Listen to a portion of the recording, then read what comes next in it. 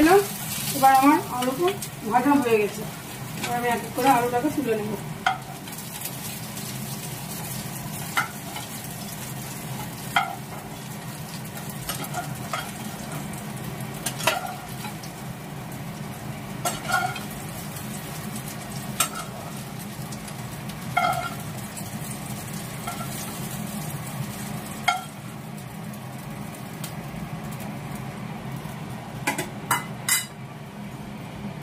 তেল দিলাম,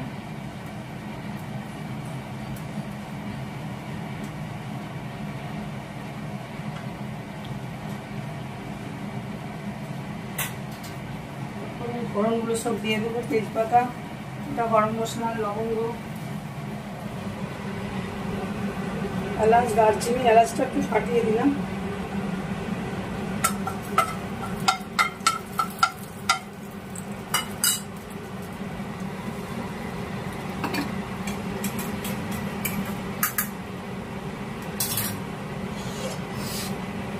আমি আদার পেস্টটা দিয়ে দেবো, ঢাকনা দিয়ে দিলাম। বন্ধুরা, এটা খুব ছিটকে ওঠে, চারিদিকে এমনি চললেও খুব ছিটকে ওঠে।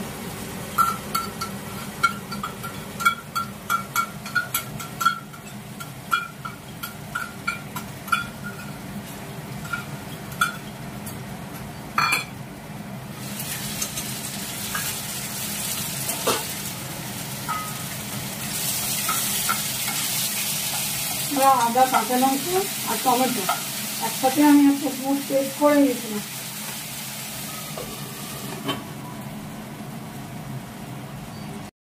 ভাজে দিয়েছিলাম পেস্টটা, ওটা আবার জল দিয়ে দেবো, তাহলে আর ছিটকাবে না।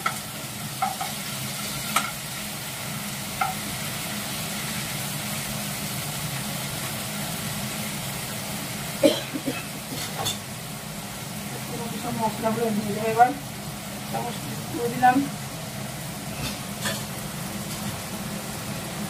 কাশ্মীরি লঙ্কা, এক চামচ দিলাম, চামচ জিরে গুঁড়ো দেবো, চামচ ধনে গুঁড়ো দিলাম। আমি আলুটা নুন হলুদ মেখেছিলাম, আবার আন্দাজ মতো একটু লবণ দিয়ে দিলাম।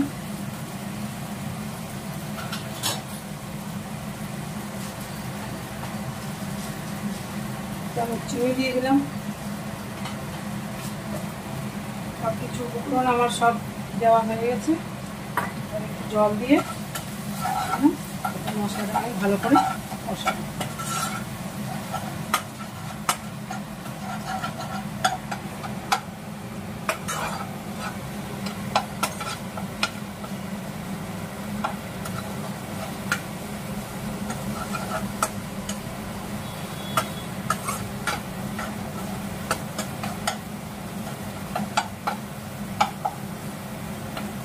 মশলাটা ধরে হয়ে গেলে মনে করবেন আর একটু জল লাগলেও দিতে পারেন, কোনো অসুবিধা নেই।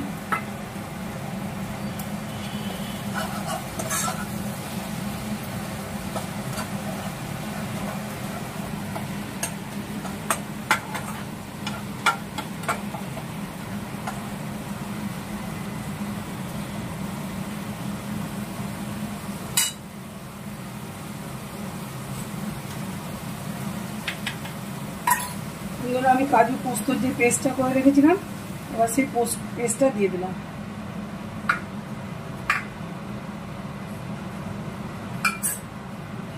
মিক্সির জারটা ধুয়ে ধুয়ে একটু জল দিয়ে দেবো ওর মধ্যে, ভালো করে মশলাটা কষাতে হবে।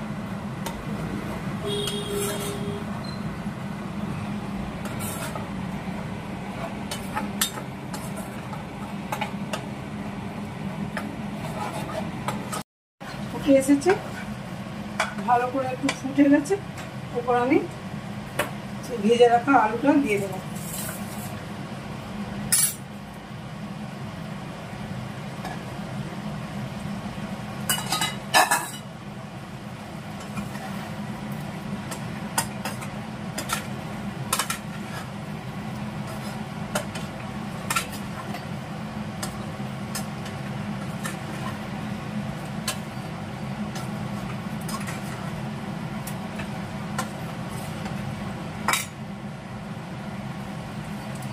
ভালো করে নেড়ে চেড়ে কিছুক্ষণের জন্য আমি এটাকে কষাতে থাকবো।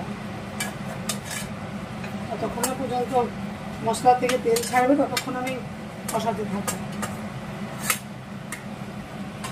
আজকে শনিবার বন্ধুরা, নিরামিষ আলুর দম, লুচি, পরোটা, ফ্রাইড রাইস, পোলাও সবের সাথেই খেতে পারবেন।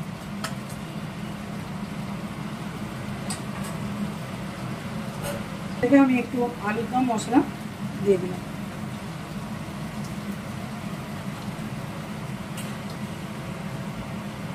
মিডিয়াম টু লো আঁচ করে আমি এটাকে কিছুক্ষণের জন্য কষাতে দেব।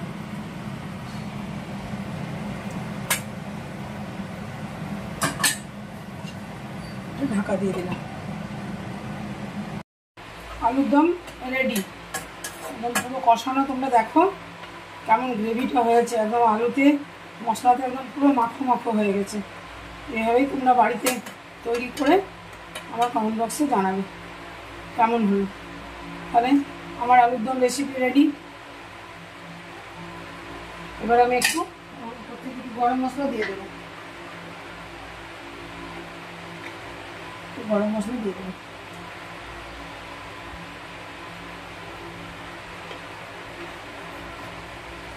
আমার রেসিপিটা যদি ভালো লাগে তাহলে একটা লাইক, কমেন্ট, শেয়ার করবেন।